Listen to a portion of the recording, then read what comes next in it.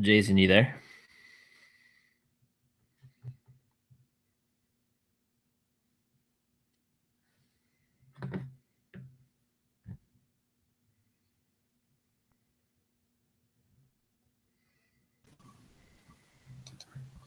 Hey, dude.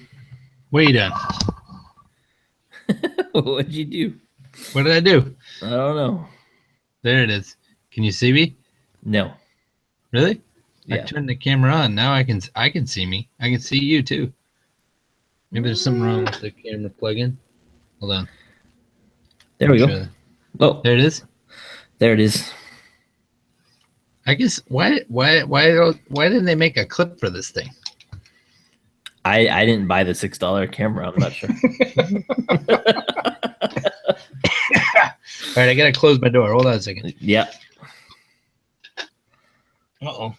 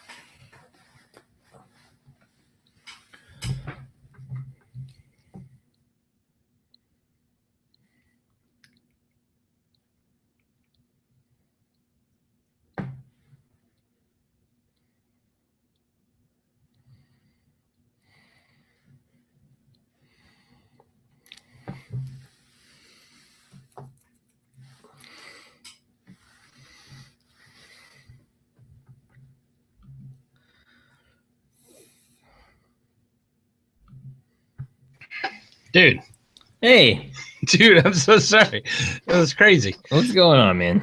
I just get up to move, close the door, and the whole thing went on. I think unplugged. I unplugged it with my foot. I didn't even think that could possible. That's possible, but Well, now we know. now we know. Still we know. I think I've done that before. Yeah, I think it's probably true. I also think it's weird that you don't close your door until after we start every single time. I know it's because I kind of like it. I have a sign on my door, "Leave me alone," Yeah, and so I leave the door open just so nobody sees the sign, and so people can come and say, "Hey," and I can answer questions real quick if anybody comes by, on a Wednesday morning. yeah, Yeah. I get that. Hey, it's good to see you. Good to see you again, buddy. Good to see you, dude. Good to see you. Let me see. Maybe I'll try and figure out how to mount this somewhere. It's not so obnoxious. Yeah, it's up to you. All Yeah. things you should be doing while we podcast, for sure. How about this? Maybe I'll duct tape it. We'll see it someday. Yeah, I won't do it now. Who cares? Is that too annoying to just see my chins? Nah, that's fine.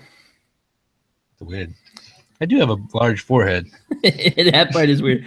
It's weird because we've never because I got used to doing this without seeing you. Yeah. Seeing you throws me off. It adds an element though. I like. It's just different feel, All right. What's happening? Do we need more background talk? It was cool talking with Phil, and that was the It was highlight super of my cool. week. I don't think we can use it at all, but it was really cool. Really? Why is it all bad recording? Yeah, it's just like it got really choppy in places, and like some of the stuff I was hearing came through on the recording. I don't know why you guys weren't hearing it. I don't know what happened there, but it's a good conversation. yeah, we need to do that like more often and create space for that. It's just this might not be the venue for it. Yeah, because I enjoyed it a lot, and I learned a lot, and it was fun. Yeah. So yeah, that's good stuff. No, we're probably good. We could probably get rolling. Okay. And I'll take us off today Is it- because it's evens. Yeah, you're part of Five Best. I'm Jason. I'm Greg. Sorry, Jason, I missed the cue there. And we go through the 5 best things that we've experienced over the last week or so. And I'm in Muskegon, Michigan. And Greg, where are you? I'm in San Antonio, Texas, and we're excited to do this. The 5 best do not go in any particular order, so they're just they're not even always best technically. They're just 5 things we really want to talk to each other about. This started as kind of just a conversation Jason and I would have with each other, and we said, well, let's record these. It's mostly a discipline of gratitude for us. Yep. And we've actually been away from it for about 9 or 10 days, which will come up when we go through our list because some things happened in the last 9 or 10 days that the rest of the world has been paying attention to. So we may talk about that at some point. Yeah. We like to ignore some of the things, though. We try to, but maybe we can just get it out of our system and purge and then move forward. Yeah. That might be good. Yeah. We'll pray about that. Yeah. Yeah. So I have to, it's an even week. This is episode 32. So I will go first. Oh boy. I feel like I've got a really strong list this week, Jason. I think for sure I'm going to win. Yeah. That's going to make up because I think I kind of have a weak one, but I'm also a little nervous that we're going to overlap a couple of times this time. Like I'm almost never nervous about that, but maybe. I think for sure we're gonna overlap once. I'm guessing one. All right. Well, I'm gonna get that one out of the way then. For me, one of the highlights of the last week was the Dave Chappelle on SNL. Dude, that's it. That was sort of a given. Guys our age and SNL and Dave Chappelle. Like, it was kind of there was no doubt that was gonna be on both of ours. Man, I love it when comedians do what he did in his monologue. I thought that was the best set. I don't know. It's an argument. I think it was the best SNL I've ever seen. Yeah, I think that's recency bias. I don't think it's even close. Really? Yeah, I had this conversation with my brother. See, my brother's convinced it's like the best one ever. I don't think it was the funniest. Yeah. Oh, I see. Okay, yeah. I think it was the best. I think it was like for the medium. I think that's the most bang for your buck that you could possibly I think Okay, it was. so we're arguing different things. I think that's good. That's a good distinction because I don't think you're right in terms of powerful. Yeah, I don't think it was the funniest. You know, I agree with you on that, and I think it had the best just like good in the like the philosophical sense of the word, like the good, like deeper. Yeah. The Chris Rock sketch. Yeah, that was fantastic. I think that sketch summed up. Yep. Your thoughts on the election going into it. It summed up with they're both American. Yep. And it shocks me when straight, like, capital T truth comes through. Shows up comedy in those kinds of places. Yeah, it shows up in the craziest places. I think if you have not seen this episode of Saturday Night Live, or if you don't watch Saturday Night Live, that's okay. Like, yeah, but this one is probably, like, I think Jason's right on the level. This is probably worth watching just as a kind of cultural artifact, if nothing else. Like, I think it perfectly captures kind of the feel of a certain part of the country, at least. Yeah, I would watch the monologue, and I would watch that Chris Rock sketch if I only had time for those two. Those, I would agree. I thought the opener was I didn't like the opener. I think they should have said why they were doing it. Leonard Cohen died.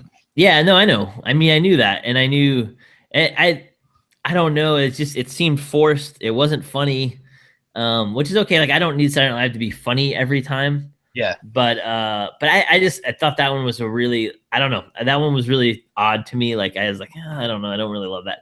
And the other part that was hard, or like my brother loved the episode by comparison, but he also loved I wasn't a Dave Chappelle show fan. I never watched his show that much. Yeah. I've always been a Dave Chappelle stand-up fan. Like, when he used to do stand-up all the time, he was fantastic. Yeah. But I never got to watch his show. I was in, like, Canada off and on, and just, like, there were a bunch of different reasons I didn't get to see the Chappelle show when it was on. So I need to go back and watch some of those. But I never really got into it. Was on. So some of that sketch that brought back some characters, my brother said was amazing, and he loved that. I didn't get a chance. I didn't laugh that hard at that one. I didn't know that one that well. I thought some of the other stuff was really funny, but I thought it was a pretty good episode. But I can totally see your point in terms of, like, an episode that catches the exact moment in a country is pretty impressive and powerful. Yeah. And I appreciated just that Chris Rock, the sketch. I think their main point was just some perspective. Yeah. And when the white folks say, this is the worst thing that's ever happened. Right. in American history. Because that's exactly how a lot of the country is feeling. This is the worst thing that could possibly happen. Yeah. And then the African Americans, they just laugh, because this doesn't even come close to the worst thing that's ever happened in our country's history.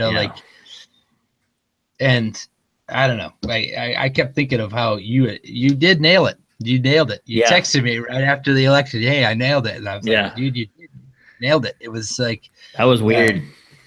It was really weird. Yeah. But it's an interesting weird. I really I liked the unsettledness.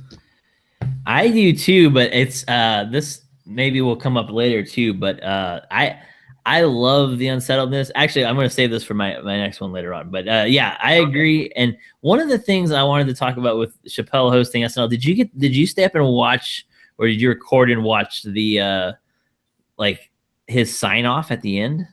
Yeah, I thought that was amazing. I just, like, his entire posture towards the evening. I really appreciated. Like, I did too. And there was, like, an honesty and a vulnerability to it that was fantastic. And there was even a Tribe Called Quest. I thought it was from top to bottom. That's why I said it was probably the best SNL I've ever seen. Just not the funniest, but it was. It seemed like the most crafted, and it seemed like the most intentional. It was extremely intentional. Like the sketches, even the news update and stuff like that. I just thought there was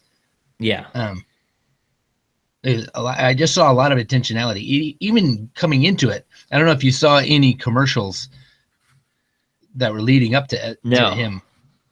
I think he had his people. It looked different than any other SNL.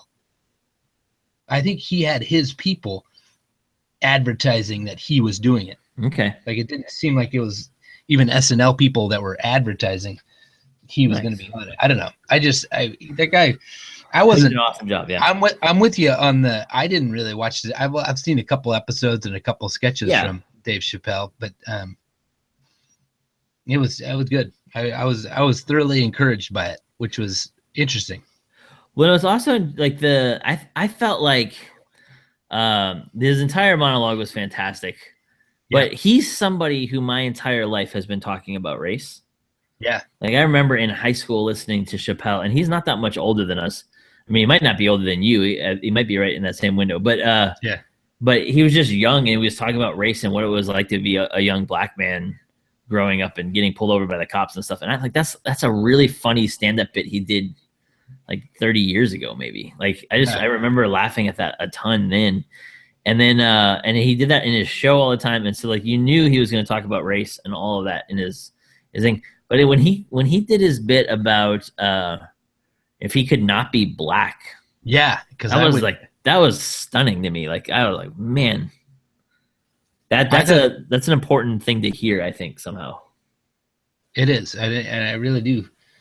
And his bit about right at the end, that he's going to give Trump a chance. I'm thoroughly impressed. I was impressed. I was actually impressed and surprised by that. Yeah, me too. Because it's a lot easier to just end it on, we're all messed up.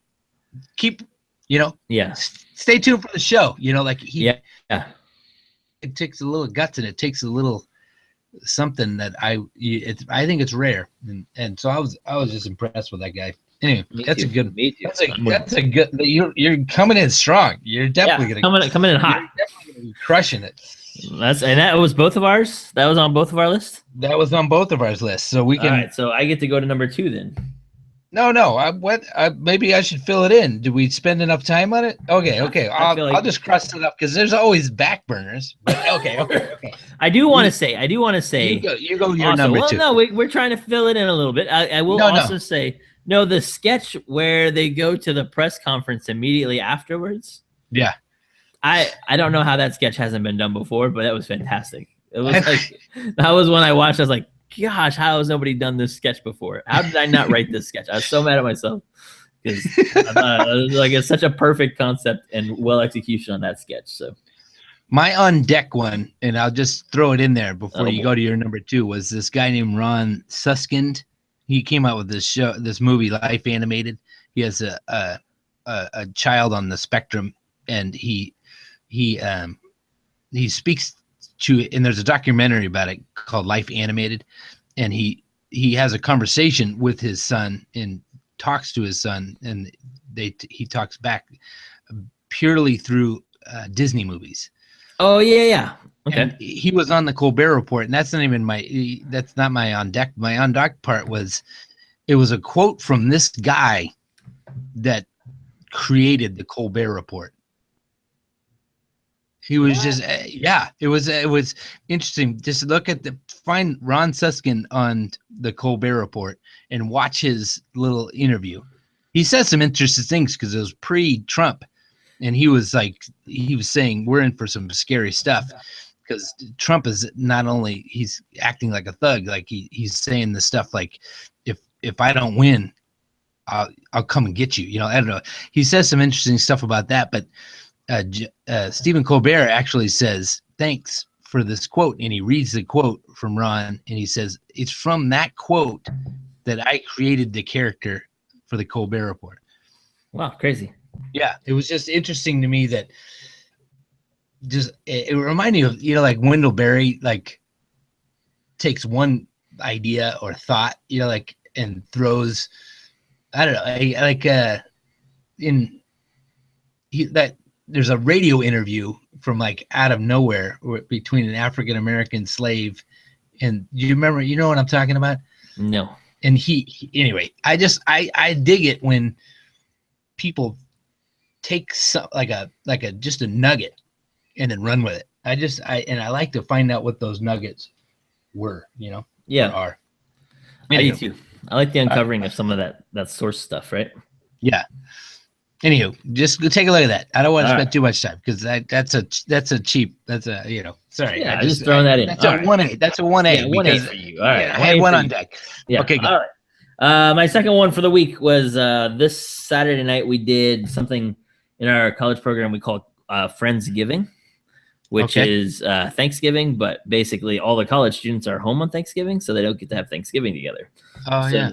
Our interns a couple of years ago came up with this idea to do something called Friendsgiving. So they've done it for a couple of years. This is our third year doing it, and this is the first time I've done it because that's why you have interns, so you don't have to do everything all the time. But we did it this year, and man, that thing was a blast. There was just we had like 50 college kids come together on Saturday night, and college kids bring the sides, and then the staff, and by staff I mean Allie, makes turkeys and foods, and man, it's and everybody brings pie, which it turns out parenthetically my 2A is I love pie. I've known that. Remember, we've driven around San Antonio at like midnight looking for pie. Pie, dude. Yeah, that's true. So I like, but one of the things that's amazing about that is just looking around the room. I don't know if this was the dynamic. I'm not sure it was the same dynamic when you were here, but with the combination of the campuses we're at and the work we're doing, we've got 50 people in that room, and we've got to be like the most interracial, weird mix of college students, and it's fantastic because it's almost entirely unintentional. Yeah, like we don't, we certainly don't market ourselves that way. We don't think about ourselves that way very often, but when race is such a huge issue in this last week or two, and then to sit in a room with a bunch of other folks who are coming from a bunch of other places and just enjoy a meal together, it was just like it's like the most Christian thing we could do, but it was awesome. I loved Friendsgiving this year was like perfectly timed, and it was just a great group of people, and it was a ton of fun and a ton of really good food. So that's awesome. I love it. I don't even like Thanksgiving food, so yeah. And you and me are on the same page for that. Turkey is one of my least favorite things I've ever experienced. Yeah, but because we both come from weird backgrounds, like our families didn't really, I don't know. But as I've grown older, I've started to like even the food. But yeah, I'm coming around. Yeah, but the bridge is what you're talking about. And I used to work with a pastor who'd always say, "I wish every day was Thanksgiving and every Sunday was Easter." And I think it's just if we start with gratitude, we're just in such a better place. I'm going through the story with a couple folks, but one of the groups I'm going through the story with is my deaf friend Steve and his buddy Don, who's kind of his interpreter guy. And we were just looking at Hannah's prayer, one of Hannah's prayers, as mom of Samuel. But yeah, I asked the question, what do you see any asking in Hannah's prayer? And in the one that we were looking at, there's zero asking. It's just gratitude. It's like, and it was convicting to all three of us.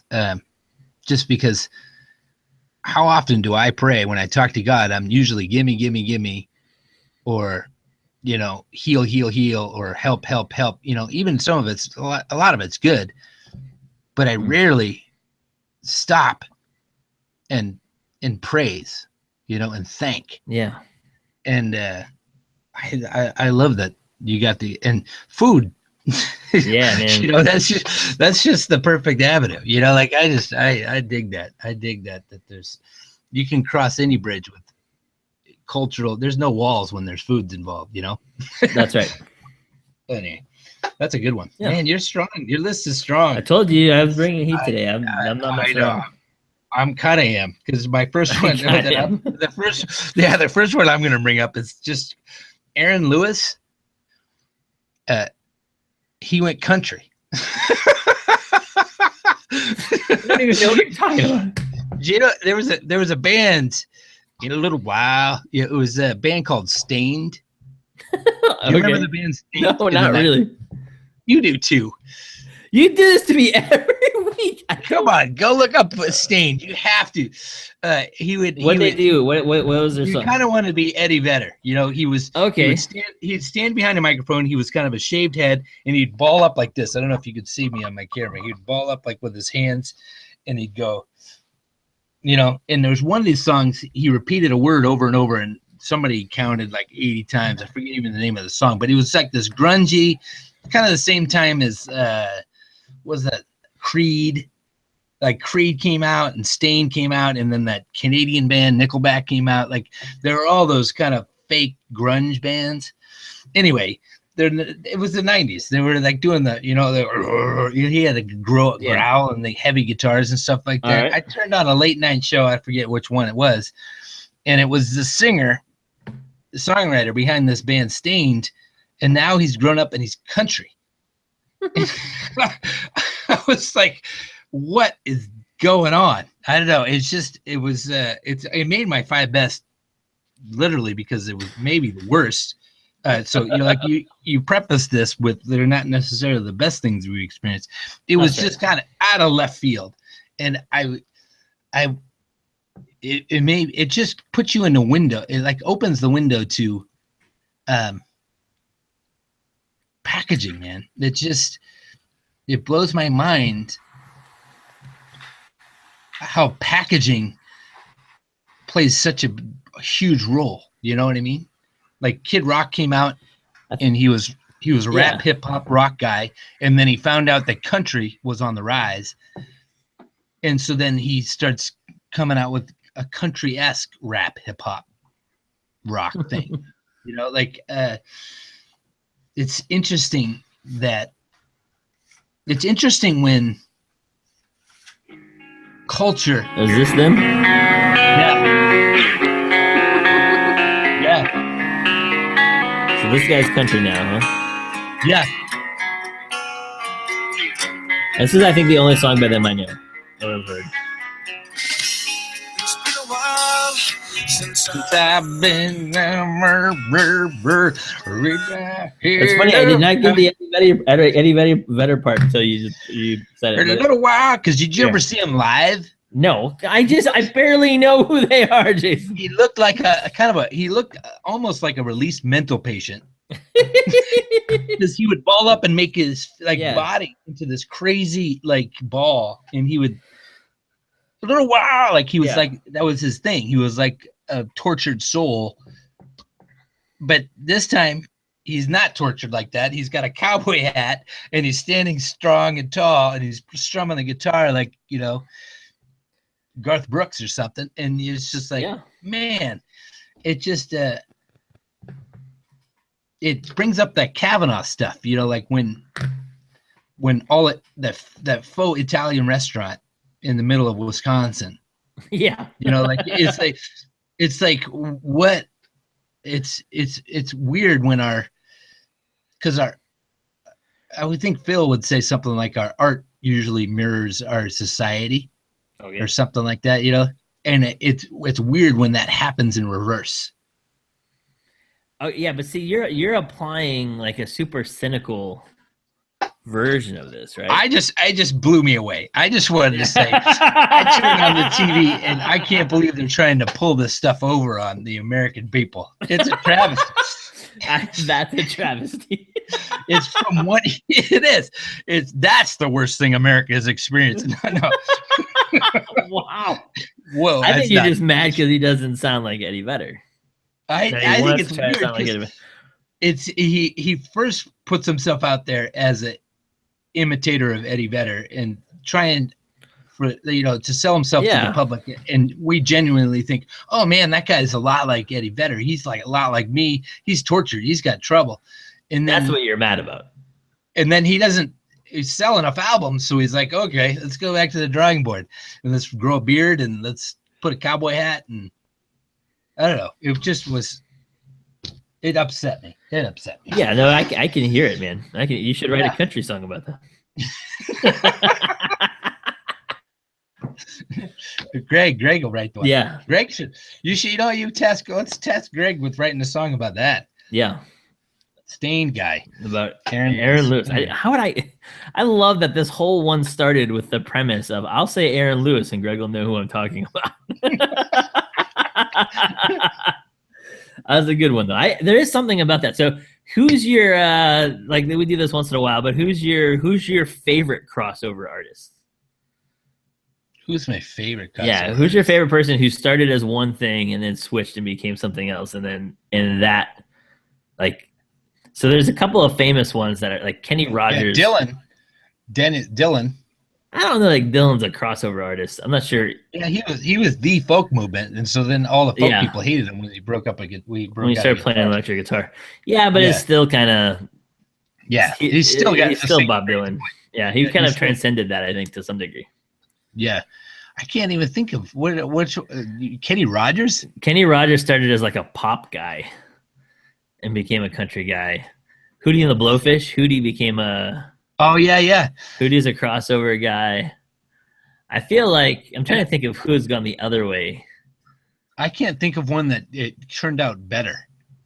Yeah, than Hootie. Yeah, Hootie. I don't even like. I don't like his country stuff. His first album was it. That's the only one I like. All right, so I guess we're going with Kenny Rogers. Yeah, because he was a pop star. That's crazy. I don't know. Star might be overstated. I think he did the same move this guy from Stained is doing. If you open up the field, you got Marky Mark. Yeah, he's a crossover in a different way, not musicianship, but still. He went over to actor, and yeah, that's pretty impressive. Yeah, that's pretty impressive. I feel like Justin Timberlake is somebody who transcends categories this way. Yeah. Good, but because I've seen him play at the CMAs and stuff. Yeah, and it's like he loves country music, but he's not. You wouldn't think of him as a country star. Yeah, I don't know. A little something to think about there, Jason. A little something to chew on. Maybe the form of the music doesn't matter at all. What about that? What if Aaron Lewis is just bearing his soul and he's finding the best form possible? Yeah, because he stinks probably on both fronts. Wow, there's so much pent up hatred for Aaron Lewis. If that is his real name. Yeah, that'd be funny if it was somebody different. Yeah, I'm almost 100% sure it is. No, it isn't. No, I believe you. You know this kind of stuff. All right, my number 3. That was your number 2, right, Aaron Lewis? Yep. I'm so crushing you this week. Number 3 is Stanley Hauerwas wrote an election day sermon the day before the election, and it was brilliant. Just an amazing, like, kind of 3-page sermon. He's dealing with the lectionary readings from last weekend. Okay. And so it's the lectionary reading from last weekend is Jesus telling the gospel reading is Jesus telling the folks that the temple is going to be destroyed. And it's kind of all the things that stirs up. And Hauerwas makes the point that Jesus preaches as somebody who doesn't need to get elected. Yeah. And it's like, oh man, that's true. Like, but so there's that observation. And then Paul says the same kind of stuff in 2 Thessalonians, I think, and Hauerwas makes that. Like, it's just the Hauerwas's critique of sort of the American myth that we elect power in certain ways. As it's something he's really, really strong at.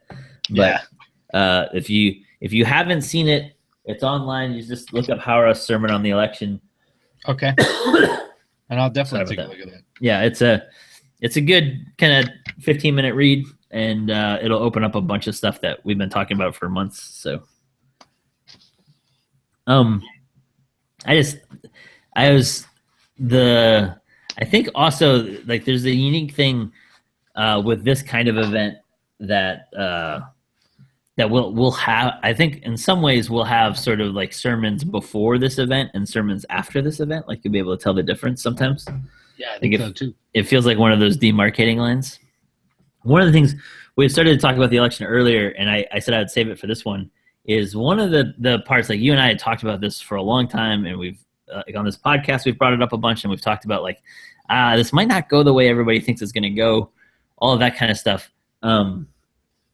It occurred to me in the midst of all of this that my favorite thing, or maybe my favorite thing in the world, is that kind of cognitive dissonance. The like when the experts just don't know what's happening or can't get their heads around it, and how I like how, like you said, unsettling, and I think that's right. Like I love how unsettling that is. But one of the things I realized in this election is I have to be careful with how much I enjoy that unsettling, because not everyone enjoys that unsettling. Yeah, my wife hates it. Yeah. And it actually hurts some people, you know? Yeah. It's like, so I have to, like, I caught myself, and it was through like a couple of very specific conversations where people kind of shared their hearts on it a little bit. And I was like, oh, I gotta be careful. But I do thoroughly love that. Like it is one of my favorite things in the world. And one of my favorite parts about that is the unsettling stuff is when things are shook up, you look for real power. I like, and it brings me back to what you were just saying that about Hauerwatz's sermon. That's one of my favorite attributes of Jesus is he doesn't have to prove his power to anybody. He is power. You know, like nobody votes on it. Nobody.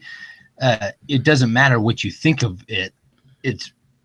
He is power. You know, like I love, and one of the best parts that I enjoy as a pastor of the unsettling part is when people are confused, they're looking for sure things. They're looking for something to cling to. And the trick is to not like over sentiment, like to get like a Hallmark cardie, you know, it doesn't, and say, you're unsettled. Let me tell you the answer. Right. But I think it is really helpful when the rest of the country, when people like my wife or people that are struggling with this stuff and they find the unsettling stuff really scary, I think the one of the best things that we can do as people that enjoy the unsettling part is to simply remain plugged in and calm. Yeah. You know, and not really say much of anything. And anywho. No, I think that's right. I don't want it to turn into a sermon because I want to save that, you know, for Sunday. Those are cool. Oh yeah, save those good nuggets. But I liked that one a lot because I'm going to go look at it because I love how you read, and I love how you read more than I do.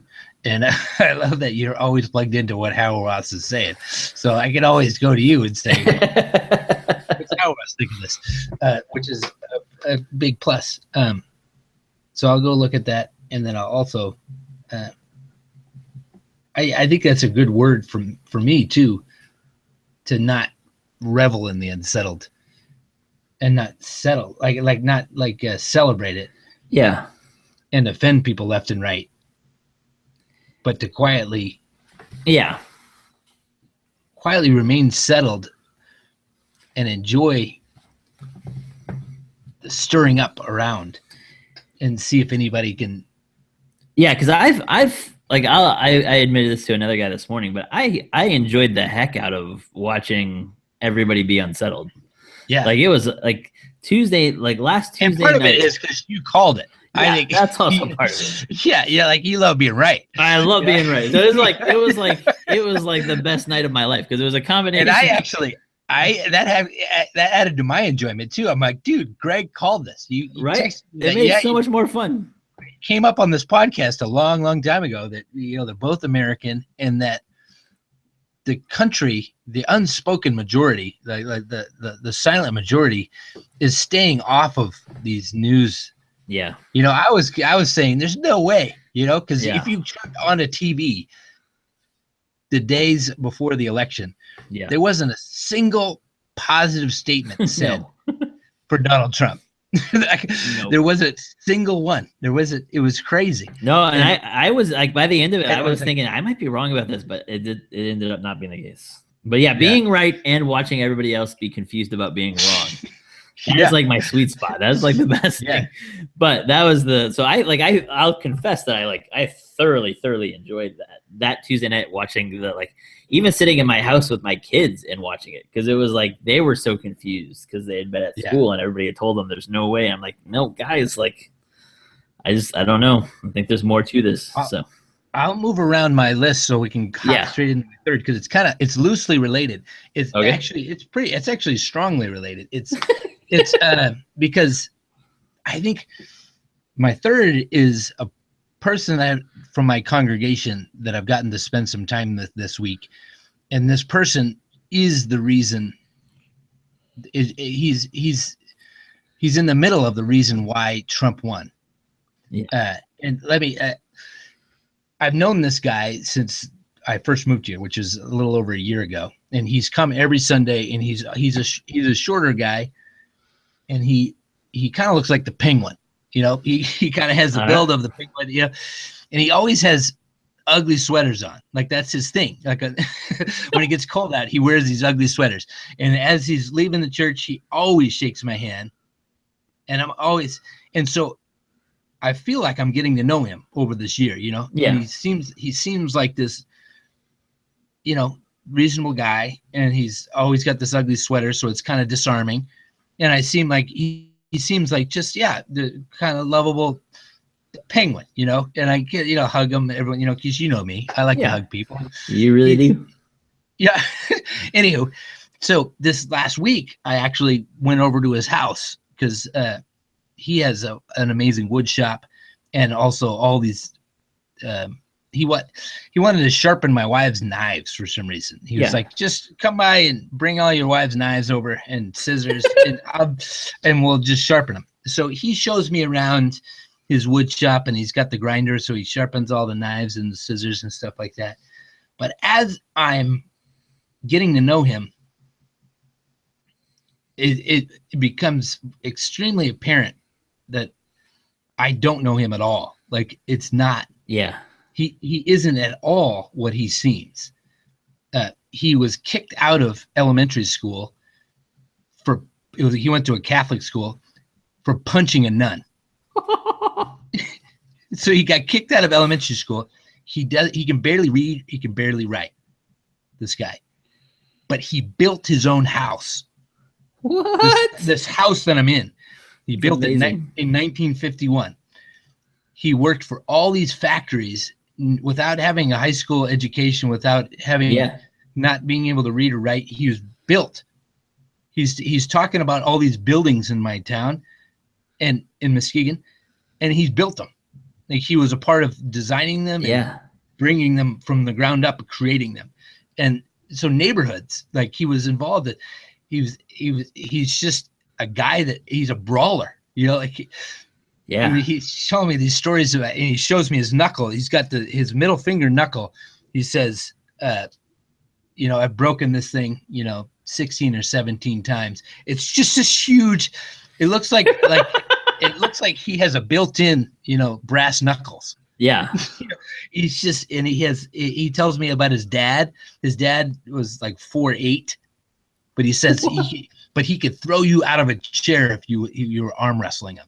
I was like, dude, I bring him up. What I love being pleasantly surprised, but I also, it shames me. You know what I mean? Like I like Phil I bring this up all the time, but Phil always says, Jason, that's what I like about you. You love to be convicted. You know, you love to feel guilty, but there's just, I love when I honestly learn. You know, I love it when I honestly, God does something or something happens and the old is torn away and the new becomes real. And even if that does, the whole last year I was treating this man like he's a teddy bear and like, but this guy, and he revealed to me, God did, through just hanging out with this guy. This man's brilliant. Yeah. Like to be able to build a house from the ground up, and it's a cool house. It's a really, because he showed me all his intricacy. If you had, I don't know, he just had there's some creativity. There's just some really neat parts of the house. The staircases were wider just because he wanted wider staircases, so they're like twice as wide as most staircases I've seen. But anywho, so that's my 2 or 3. I think this is my 3. Yeah, that's your 3. That's awesome, man. Just being revealed, how wrong I am, and I think that he put because as I've been watching the news, especially the day of the election and the day after. It was crazy how many times I heard white, uneducated. Yeah. Like it was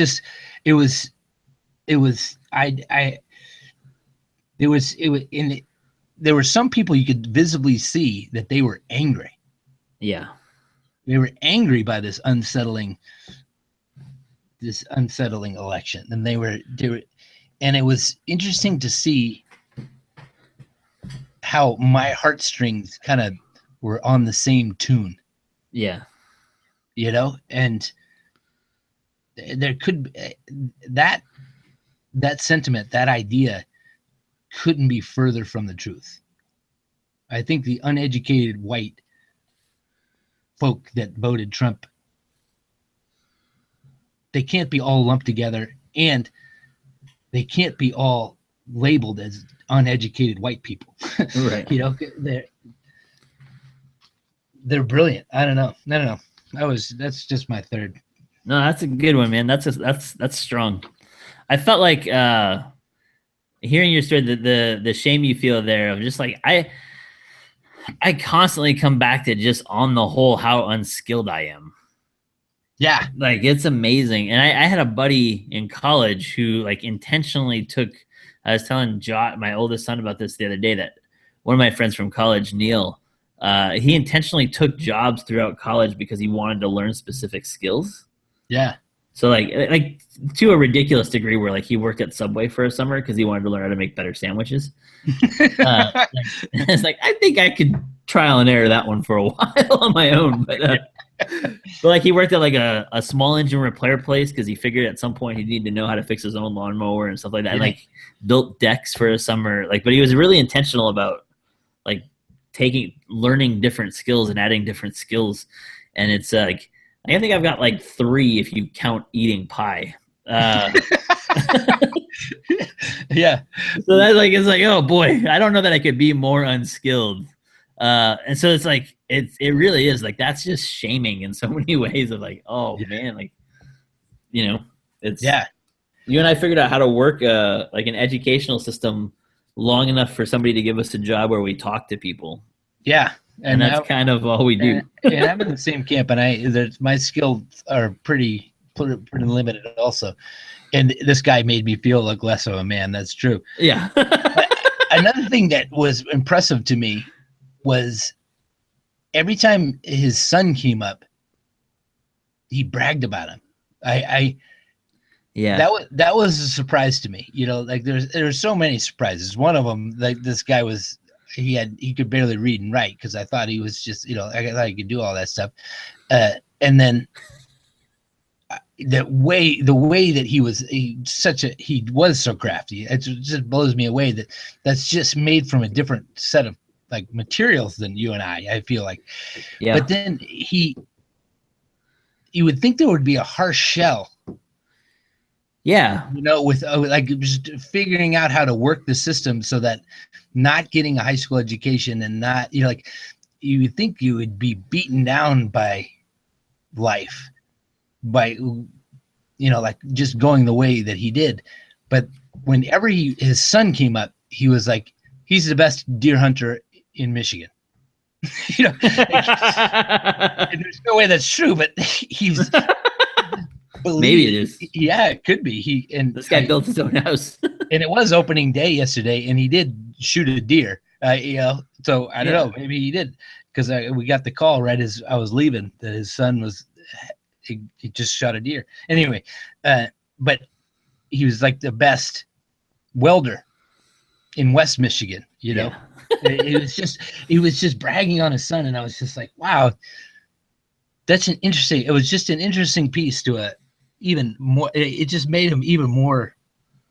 Like, that's I want to say, I wouldn't say beautiful, but like manly, tough, like just a better full picture. Anyway, keep going. Keep moving. Otherwise, it's gonna be like a 2-hour one. Yeah, it's gonna be a 2 hour. It's not gonna be a 2 hour one because this one's not gonna take long here. My number 4 is a little something. I sent it to you. I don't know why. I can't explain it. I don't know why I like it.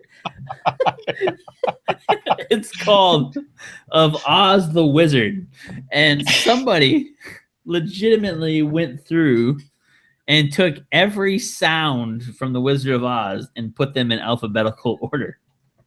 So there's a video you can watch. It's an hour and 47 minutes long of literally every word of dialogue and every sound, somebody screaming, whatever, in the Wizard of Oz in alphabetical order. Listen. It makes zero sense. It makes even more less sense that I like it. No, it makes zero sense that you like it. But then you shared it with me, and I shared it with like 20 people. It's amazing. I like it. It is amazing. Every once in a while, you just see something that's like, I've never put any amount of time into anything I've ever done that this guy put into this project, and it's like, it kind of reminded me like that art sometimes. And why did he keep the credits? Like, it's all slow. Well, did you watch the credits? The credits are alphabetized. He alphabetized every picture. Like, I don't know how he did it even. It was stunning. But the takeaway for me was just like, once in a while, art is just entirely pointless. Like, and I guess there's an arbitrariness to that, like, and it being alphabetical. When you're bored sometimes, just scroll through it. Like, it's like to jump to like an hour in and like be on ours. It's really funny.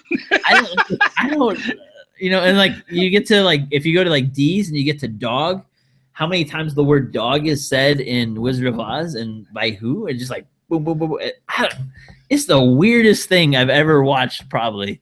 And I could not turn it off. I was fascinated by it. My favorite parts are the prepositions. Yeah.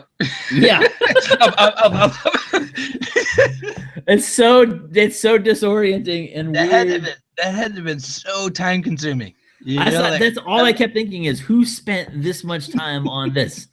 We should find out who and see if we can get him on this thing. His name is I think Matt Busey or something like that. I couldn't find out a ton about the guy. He's got like 6 Vimeo movies.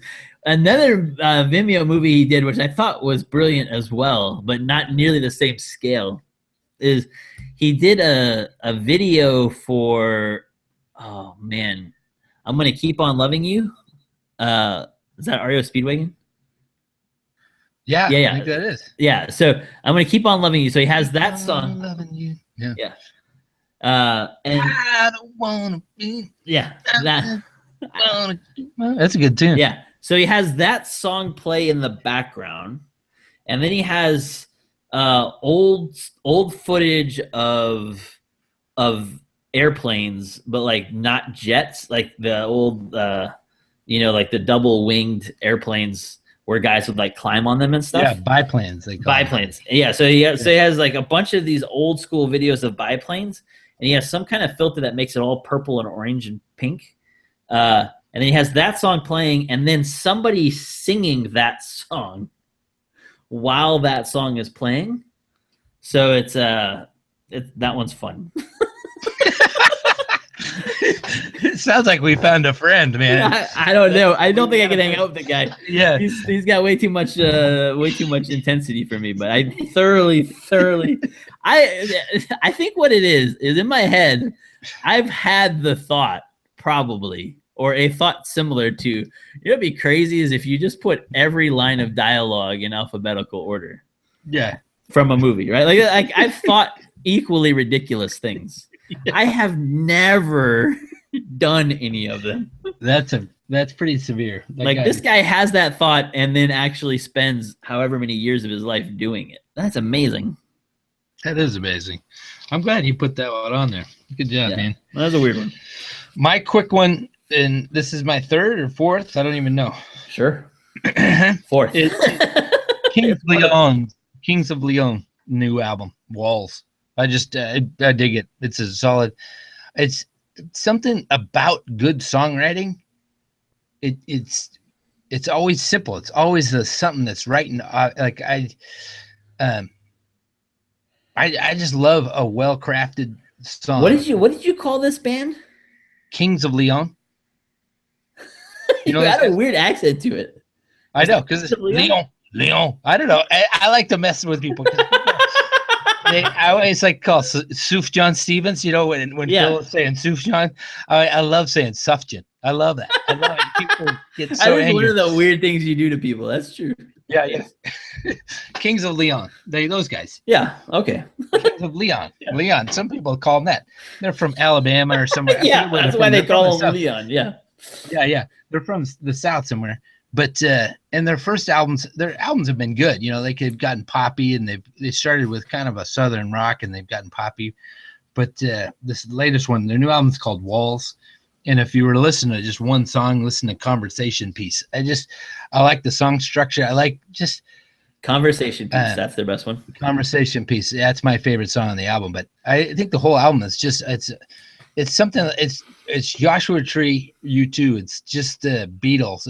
It's like you're not surprised by anything, but you're not disappointed in anything either. You know, it's just simple chord structures, good song, good melody, good. It's a good rock and roll album. I was really impressed with how those guys have turned out. Nice, man. I don't know their stuff super well, but I don't know that I've ever hated anything they've done. Yeah, that's good. Yeah, so that's something. Yeah, they're just they're a solid band. I think they've gone through some drinking problems and some drug problems, and they've got through. Right. I think they're kind of related too. I think there's some cousins or brothers in the band or something. And does anybody ever explain what the team means? I don't think so. I don't think I haven't read much about them. I know they're one of those bands. You know, like some bands you feel like you discovered them. Yeah. You know, like it's funny every time I hear them. I think about because I heard them on a plane. You know, like because sometimes they used to have like new music on planes. Oh yeah. You would plug your headphones in and you'd listen to new bands, and they had a Kings of Leon album, like their first album, on there, and that's the first heard them. And then I introduced him to this guy he started this thing called Club Penguin. Yeah, you told me about that guy. Yeah, billionaire guy, he ends up loving Kings of Leon, and he was like he makes his billions, and then we actually hung out a couple times after he's like a billionaire guy. And one of the things he said to me when we were hanging out is that, dude, you were right about Kings of Leon. They were gonna get big, and they did. And you got nothing out of it. I got nothing out of any of it. That's my problem with being right about Trump. I should have made money on that somehow, and I didn't make anything on it. Yeah, just a wasted insight, you know. Just wasted. You got deeper friendship with me. Yeah, you, me, and our 4 listeners really benefited from it. But... Gillespie. All right. My 5th one is we are coming up on my favorite Sunday of the liturgical year. I think it's pretty close. If it's not my favorite, it's in the top 3 or 4. It's Christ the King Sunday, this Sunday, which is the last Sunday of the year. And then Advent starts that next Sunday. So I'm pumped about that. I love that. That's like one of my favorite things. This year in particular, I had an insight on Monday. I was hanging out with some older guys, and we do our Bible study on Mondays. And that's always really good. We do the coming weeks reading. And so we were reading the Christ the King readings. And this week, this year, the reading for Christ the King is Jesus dying on the cross, which is an odd sort of reading for like this triumphal sort of like it's Christ the King is like generally these really triumphal kind of psalms and prophecies and all that stuff. And so And it's there because the two thieves both look at Jesus, and one says, save yourself. And the other one looks at him and says, remember me when you come into your kingdom. And it struck me for the first time in my life how powerful that thief's confession is about Jesus. Like, I think in my entire life, I've always sort of been kind of cynical of like, yeah, he's just, covering his butt or playing the odds or whatever. And it occurred to me that I don't know that anybody ever believed in Jesus in a more unbelievable time to believe in Jesus. Because that's truth right there. That's Jesus. Awesome. Jesus is on the cross and moments away from dying. And part of me thought about, like, for the first time too, of like, man, like, we had an entire country just collapse almost because of an election where somebody who we didn't want to get elected got elected, and we were almost unable to function the next day. And that was just for president. And like in 4 years, we're going to have another one, or we're going to do it all over again or whatever. But these people had been with Jesus his entire ministry and had decided that he was really the king of the world. And they were watching him die. Like, that's an amazingly, like, holding those two together is tough. But then on top of that, the thief on the cross that close to Jesus, just moments away from Jesus dying, in that moment is able to say, remember me when you come into your kingdom. Like, he gets something about Jesus and the kingdom that's just hard to put our fingers on, like how impressively, like that's got to be Holy Spirit led faith stuff, but it's just amazing that can even happen. That is ridiculously good. This is awesome. But you really did blow me out of the water. This 5 best. I kind of hate you. I kind of want to punch you in the face. But that's what I'm going for every week. This is the last Sunday that I haven't been following the church calendar. I've been just doing the just whatever I feel like. I did Ezekiel, and then I'm finishing Esther. Yeah. And kind of already given the message that, the story is in between the lines. And so that was what I was going to be preaching this Sunday. Kind of was the stories between the lines, and God's sovereignty is underpinned. It's directing from a silent place. But I'm preaching on Friday at my kids' chapel, and then I'm preaching on Saturday at a memorial service. And so I'm just now I just prepared both of those sermons, and so now I'm coming around and looking at Sunday today. And as I was looking at John Goldengaze, he takes. I'm doing Esther chapter 7. He says this. The story goes that the 18th century Prussian king Frederick the Great asked a member of his court for one compelling proof of God's existence. The reply was the existence of the Jews. And the Goldengaze making the point that it's the Jewish people believing in the unbelievable and always coming out as God's people. That's the best, that's an explanation that there is a God. And I think I haven't worked out all the kinks, but I'm going to bring in Christ the King Sunday. And if I was preaching it on Sunday, and I'm not, because I don't know, nobody asked me to, I would. But exactly that's what Esther's point is. I think that's what Esther chapter 7's about. Like, she's just asked Mordecai and every Jew, hey, you got to be in my corner fasting. And I'm going to try something, and it's going to be crazy. I'm going to get Haman, and I'm going to get King Xerxes around the dinner table. And then they're all fasting and praying, and miraculously, King Xerxes has a dream that brings up, hey, what happened to that Mordecai guy? Remember he saved your life a couple chapters ago? And so then King Xerxes pulls Esther aside and says, it must have been like, Esther must have been doing backflips, because she was believing the unbelievable, that at some point God was going to intervene, and somehow evil was going to be triumphed with good, and her people were going to be okay. And Haman comes up to, Xerxes comes up to her and says, "Hey, what happened to that Mordecai guy?" And she's like, "What?" I don't know. It must have been a cool part right there. Yeah, I agree. I totally agree. If I was Wait, keep going. I didn't mean to cut you off. If you were if I preaching was on preaching on Christ, this, the point I would make is you're always between one of those two thieves. All of humanity is in one of those spots that you either in the midst of everything else going around can recognize that Jesus is king or not. And anything short of Jesus being king is a mocking of Jesus. Nice. Yeah. All right. I don't have to write my third sermon. Thanks, buddy. There you go. You tell a couple funny stories around that. You got it all locked up. This one time I was bowling, right? My fifth one. I think this is our fifth one, right? Yeah. My fifth one was